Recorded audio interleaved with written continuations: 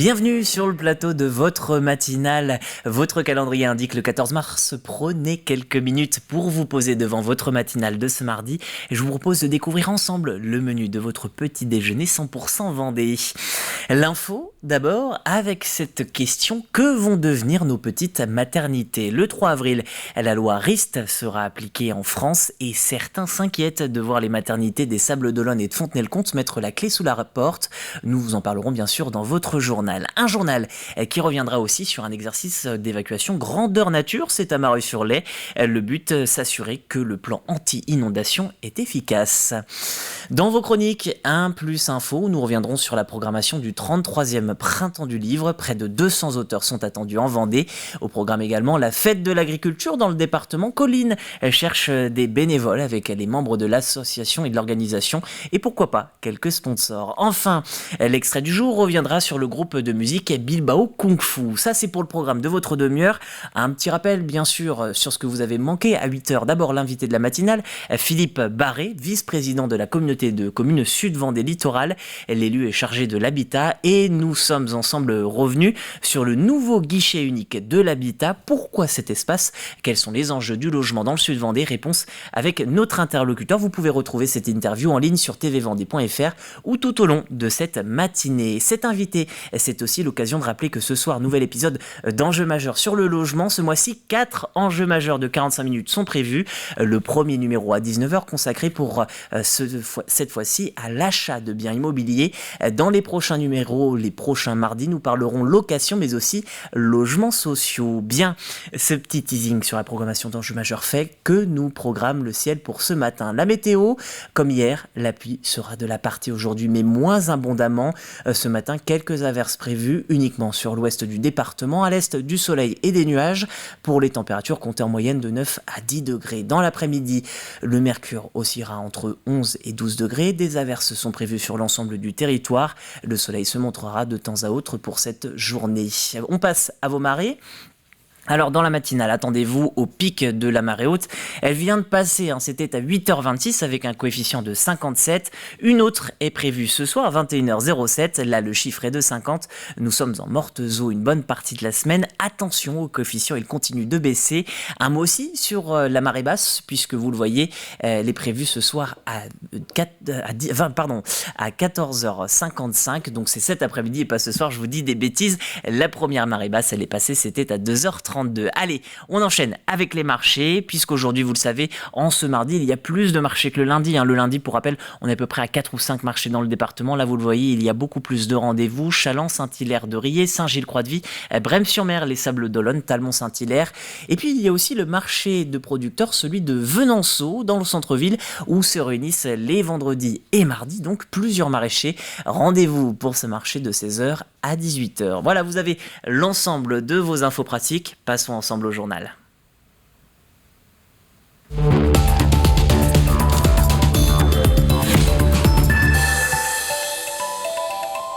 Santé pour débuter avec cette question: quel avenir pour les petites maternités vendéennes? Dans quelques semaines, la loi Rist sera appliquée et pourrait bien mettre en péril le devenir des maternités sablaises et fontenaisiennes. Qu'en est-il réellement? Réponse avec Alix Lanos. Alors oui, la mise en place de la loi Rist complique l'organisation des hôpitaux. Alors commençons par expliquer ce que c'est que cette loi Rist, une loi votée en 2021 qui devrait entrer en application le 3 avril prochain. Elle vise, entre autres, à encadrer le salaire des médecins intérimaires.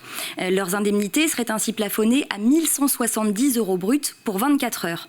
Donc sur le papier, cette loi, elle était plutôt approuvée par les syndicats. L'idée, c'était que les médecins intérimaires ne gagnent pas quelquefois 2 fois plus que les médecins titulaires. Mais dans la réalité, sa mise en application est compliquée. Car on le sait, l'hôpital peine à recruter et de nombreux services fonctionnent grâce aux médecins intérimaires. Des médecins qui ne veulent pas voir leur rémunération baisser et pourraient préférer se tourner vers des structures privées pour y travailler. C'est le cas à la maternité de Fontenay-le-Comte, mais d'autres services sont également concernés. Je vous propose d'écouter le docteur Paul Bismuth, la chef du service de pédiatrie au centre hospitalier de Fontenay-le-Comte.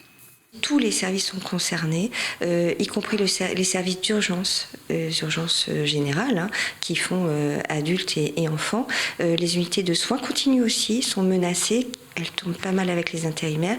Les urgences, en gros, il y a un risque réel pour la population. Un risque de perdre les urgences générales, l'unité de soins continus, et puis de se débobiner, c'est-à-dire pas de maternité, pas de pédiatrie non plus.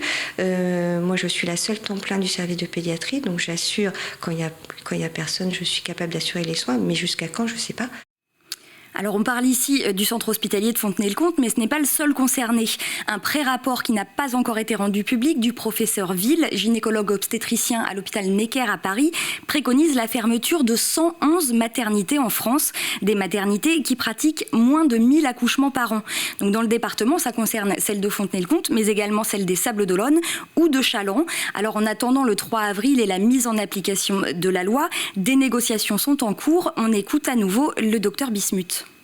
Eh bien, si la direction arrive à négocier avec les intérimaires déjà en poste qui remplacent régulièrement dans cette maternité, on ne fermera pas.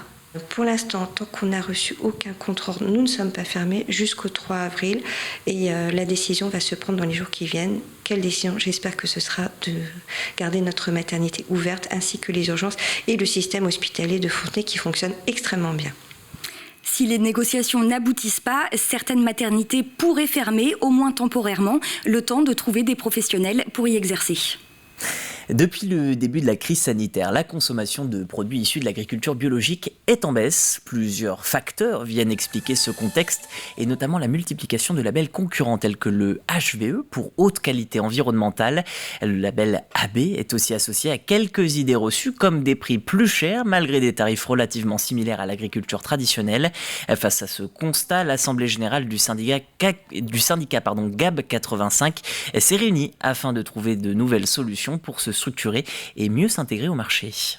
On peut comprendre que les consommateurs, ils n'ont pas forcément le temps, toujours, d'aller acheter un bout de fromage dans une ferme à tel endroit, une salade dans un autre endroit. Donc, effectivement, il y a les magasins de producteurs qui existent, il y a les magasins, les épiceries spécialisées, et puis il y a aussi les grandes surfaces. Donc, je veux dire, d'aller acheter du bio, faire ses courses et de pouvoir trouver du bio dans des rayons grande surface, je ne pense pas que ce soit incompatible, à condition que ce soit du bio français, si possible local, et du bio qui ait du sens. Vendredi dernier, la protection civile organisait un test grandeur nature du plan communal de sécurité de Mareuil-sur-Lay-Dissay. L'idée est s'assurer que le plan anti-inondation est bel et bien opérationnel. La rivière du Lay est connue pour souvent déborder lors de fortes précipitations.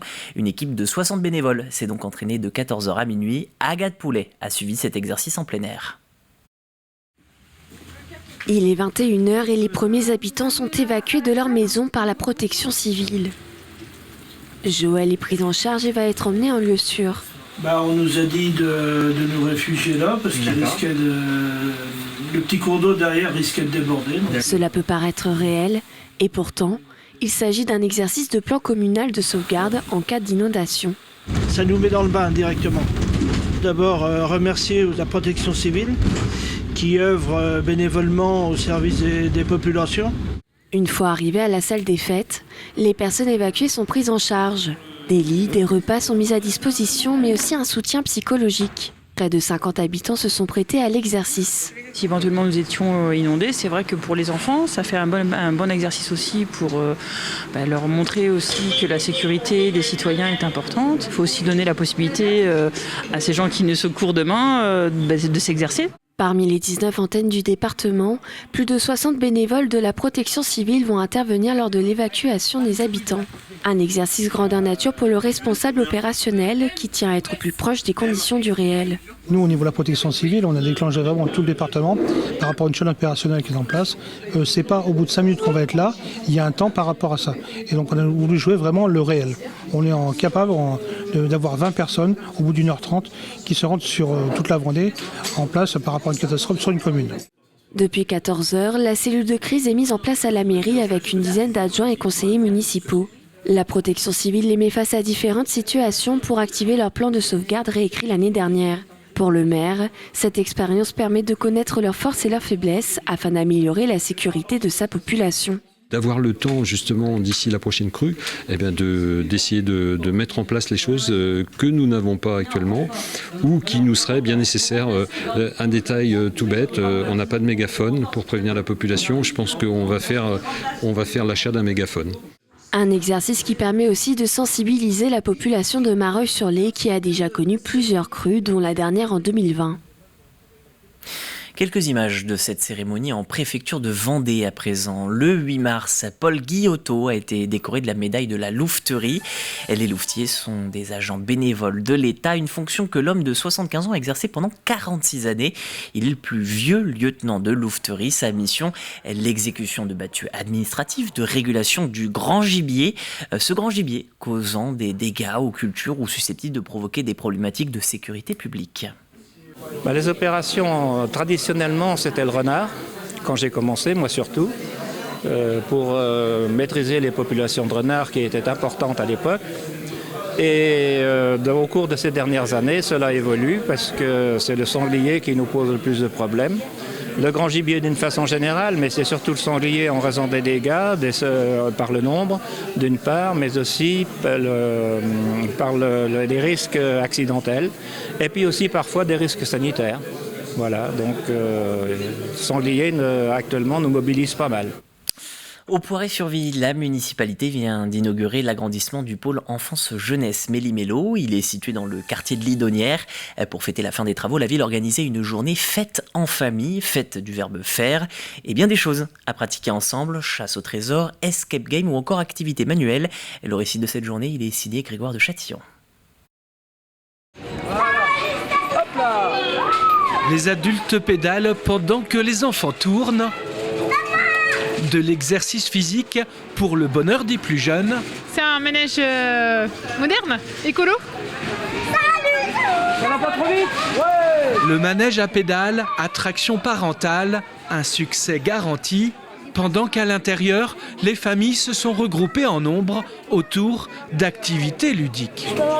On est enchantés effectivement de cette journée qui était sous le signe de la famille, du partage, de l'échange, de la collaboration parents-enfants. C'est super pour les enfants, ils s'amusent bien, il y a plein d'activités pour tous les âges. J'ai préféré les activités manuelles, l'escape game. Fête en famille, une porte ouverte festive à l'occasion de l'extension de ce bâtiment municipal dédié à l'accueil périscolaire et de loisirs. Vous allez faire une petite chaîne humaine. Une très bonne journée. On est venu tout à l'heure et on revient pour le spectacle de fin. Et c'est très bien, on s'est bien amusé. Rien du monde.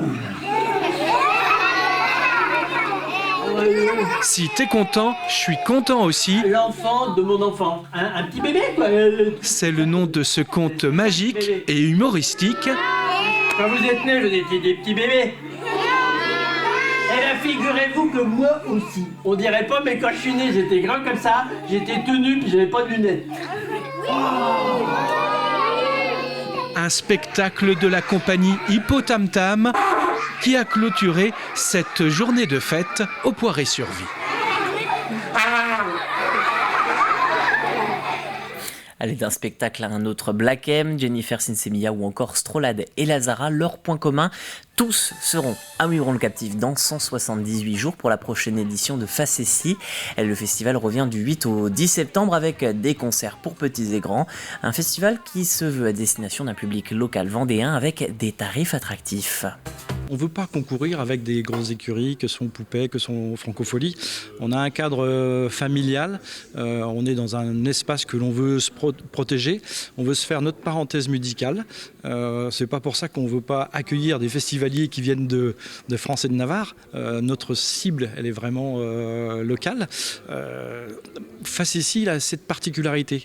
C'est un festival de fin de saison, mais qui redémarre une année scolaire, on va dire, où on a envie de se retrouver, échanger qu'est-ce qu'on a fait pendant les vacances, se retrouver dans un cadre agréable, faire des découvertes musicales, passer du bon temps, du bon vivre ensemble.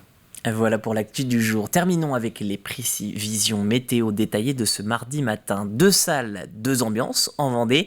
À l'ouest, des averses pour vous accompagner ce matin, alors que l'est du département sera épargné. Il y aura quand même une forte couverture nuageuse sur l'ensemble du département. Au lever du jour, les températures seront de saison, comptées sur 9 degrés non loin des Deux-Sèvres et du Maine-et-Loire. Au bord de l'eau, 10 degrés en moyenne, 10 pour l'Île-Dieu, Noirmoutier, la Barre-de-Mont et les Sables-d'Olonne, 9 à La Roche-sur-Yon, Saint-Philbert-de-Bouenne ou encore la Châtaigneraie. Seuls Luçon et Fontenay-le-Comte afficheront 10 degrés à l'intérieur des terres. C'est la fin de ce flash.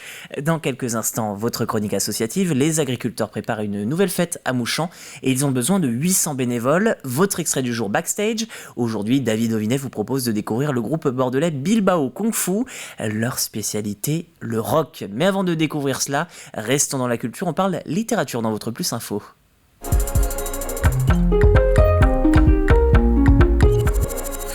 Littérature donc, avec la nouvelle programmation du Printemps du Livre. Pour cette 33e édition, près de 200 auteurs, parmi lesquels Bernard Werber, Aurélie Vallogne, Olivier Adam, Michel Bussy ou encore Oxmo Puccino. Cette nouvelle édition accueillera également quelques écrivains étrangers.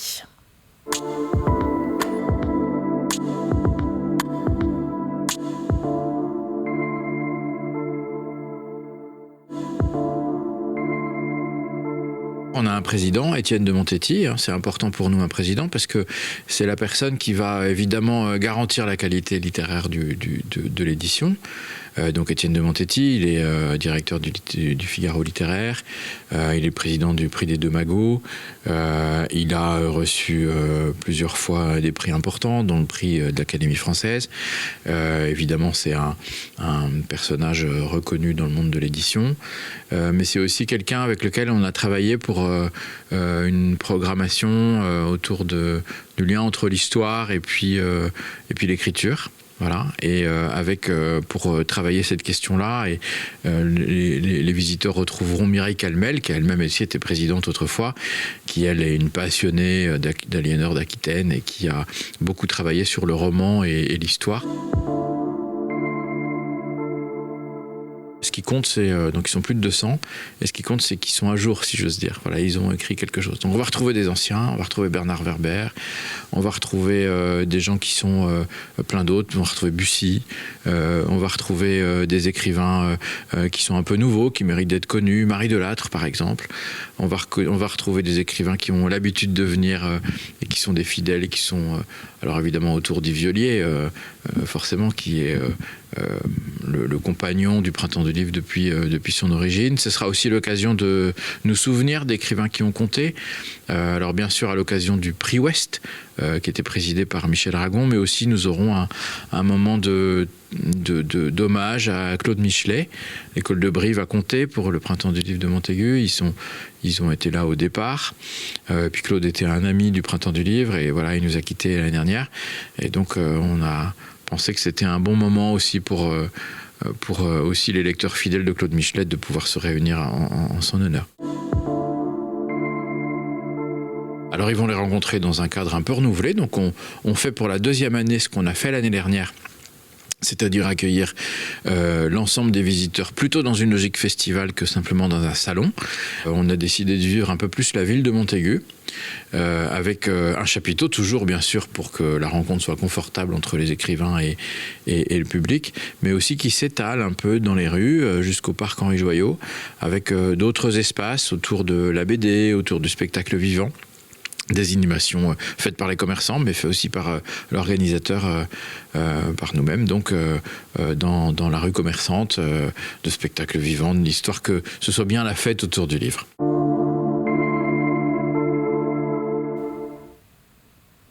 Et donc pour rappel, le Printemps du Livre est prévu du 24 au 26 mars prochain. Oxmo Puccino animera la cérémonie d'ouverture le 24 mars à 20h30 au Théâtre de Thaly. L'artiste proposera une lecture musicale nommée D'après Marcel, en référence à l'œuvre de Marcel Proust.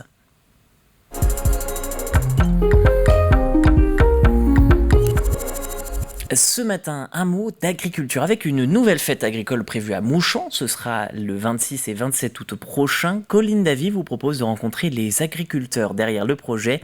Ils ont besoin de vous et de nombreux bénévoles à la fois pour l'installation mais aussi pour ranger la fête. Bonjour à tous, aujourd'hui comme vous le voyez on se retrouve dans une ferme parce qu'il y a la fête de l'agriculture qui se prépare à Mouchamps cette année. C'est une grosse fête qui dure depuis maintenant 38 ans. Qu'est-ce qui s'y passe et puis qu'est-ce que c'est que cette fête ? Alors la fête de l'agriculture qui aura lieu à Mouchamps, ça sera comme vous avez dit la 38e fête. Alors sur la fête, sur les 30 hectares de fête, on va avoir concours de moisse batte cross, tracteur tondeuse cross. On va avoir le concours de labour régional et départemental. Il y a aussi différentes animations diverses.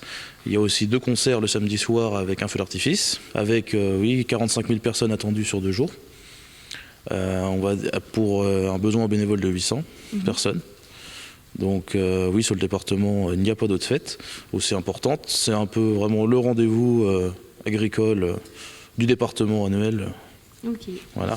Et alors, vous parliez justement des bénévoles, 800, c'est ça ? C'est pour faire quoi ? Et puis combien de temps avant ? Alors les 800 bénévoles, ça va être les 3 semaines avant la fête pour aider à monter et préparer la fête, clôturer, monter les stands. Après, on a un gros besoin sur ces 800 personnes, les 2 jours de fête, qui sont répartis sur des créneaux de 2h30, 3h sur les différents postes. Donc restauration, friterie, bar, sécurité.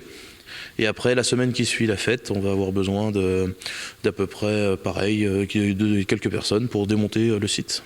Et alors sur ce week-end de fête, pas besoin de s'y connaître dans le monde agricole, finalement tout le monde peut venir aider. Oui, tout le monde peut venir aider, c'est ouvert à tous. Même les mineurs sont acceptés. Il y a aussi une autre demande un peu plus particulière, c'est des partenariats, des sponsoring, c'est ça ? Comment ça se passe ? On est à la recherche de sponsoring, de partenariats pour soutenir la fête. Donc différentes entreprises qui souhaiteraient participer. Et c'est des partenariats avec du monde agricole ou pas forcément là encore ? Pas forcément, beaucoup évidemment avec le monde agricole, mais on peut avoir aussi des entreprises du secteur qui auront envie de faire de la publicité et d'aider à la réalisation de la fête. Et puis on attend quand même 800 personnes, donc n'hésitez pas à candidater. Et puis moi je vous laisse parce qu'il y a une fête à préparer.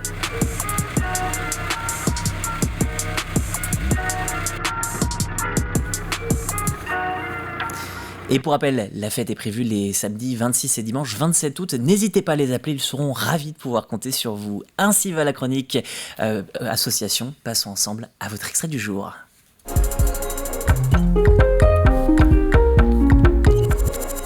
Nouveau mardi, nouveau backstage. Aujourd'hui, David Auvinet reçoit le groupe bordelais Bilboa Kung Fu. Ils viennent de sortir un nouvel EP nommé Déséquilibre. Présentation dans cet extrait du jour. C'était une période un peu floue quand on a fait l'EP, tout ça. Le fait d'avoir dû le réenregistrer, et on était vraiment perdus artistiquement, humainement. Il y a eu beaucoup de questions et en fait toute cette remise en question s'est traduite un peu dans l'intention qu'on a mis dans l'EP et donc on a décidé de choisir le nom Déséquilibre parce que à la recherche d'un équilibre quelque part on l'a un petit peu perdu et du coup ça fait écho à tout ça quoi.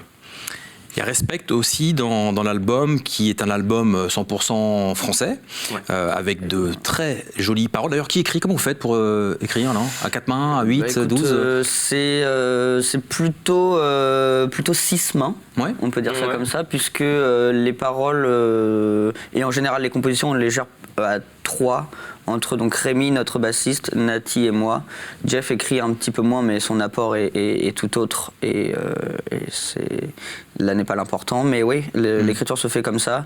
Il est important que quand on arrive en répète, chacun amène soit une composition complète, soit un petit bout d'un riff ou d'une idée en tout cas. Et après, derrière, on développe tout ça à 4, bien sûr. Et d'où le rendu final. J'en ai aucune idée. Un nouvel arbre fruitier.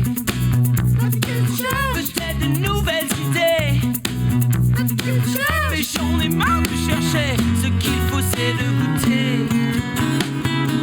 ces fruits de toute beauté. Au repas les ajouter. Au risque de s'échouter. Et Bilboa Kung Fu, c'est donc à découvrir dans votre intégrale de backstage. Il y aura 5 minutes de concert pour vous, pour vos oreilles et pour votre plaisir. Voilà pour cet extrait du jour. Je vous propose qu'on passe ensemble à votre jeu.